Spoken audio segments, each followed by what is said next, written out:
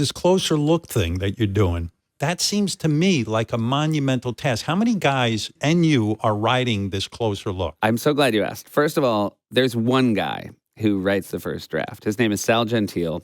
He is incredibly gifted, and he came from cable news. He's also a comedian as well, but he had worked a little bit, and I think that's what makes A Closer Look so special is it's structured like a cable news segment. It's got a beginning, a middle, and end. He lays out a thesis. He comes to a conclusion, and he writes this first draft. It's very funny, but it's especially incredibly informative. He works with a wonderful producer named Emily Arotis, and the two of them work together on it. And then myself and our head writer, Alex Bays, we just go through and take a pass at the jokes. This is fascinating to me. How long is this segment every night that you do A Closer Look? How long is it? 10 to 14 minutes.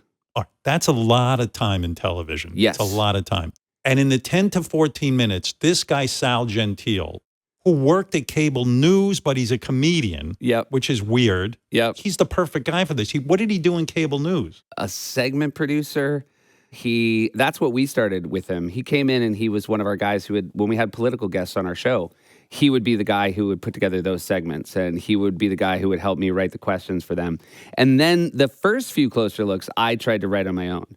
And I had clocked that Sal was really smart, and I just brought him into my office. He wasn't even a writer on our show, and I would say, "Hey, does this at least track? Does this all make sense? Because I don't want to trip over my own feet trying to make a point."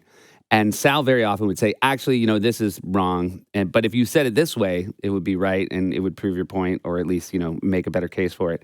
And so very quickly after we brought him in a few times, I said, "Would you like to be a writer, and would you like to be in charge of A Closer Look?" And now, that's amazing. Yeah. And I mean, again, in the beginning, it was once a month.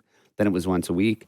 And pretty quickly, we heard the kind of lovely feedback that you're giving us. It does feel like the part of the show that people turn up for. And we do 3 out of the 4 days a week that we do our show because we are worried that Sal is going to die. So this guy, when he sits down, he reads through the newspaper, decides what it is he likes the best, and he puts together the framework of what you're going to talk about that night.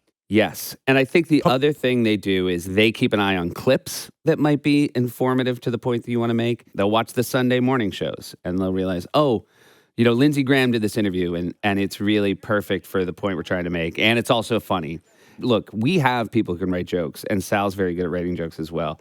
The way he builds it's like the curtain rod that supports the jokes is the thing that I've met so few people in comedy that they can do. Because without that, 14 minutes of jokes is not as much fun as people think it would be. Like, you have to have something underneath it that has some nutritional value. When this guy hands you a script every day and he says, here's the basic bones of what we're going to be doing and what we're talking about, you sit and read this thing through and you're just waiting for something to hit you. You're waiting for some kind of funny joke to hit you. Yeah, but it's so nice because there's always, nothing's worse than staring at a blank page, right? Right. And when I think back to SNL, that was the hardest thing in the world. Somebody, host comes in, and so all right, Emma Stone, and it's this week, and here's a blank piece of paper.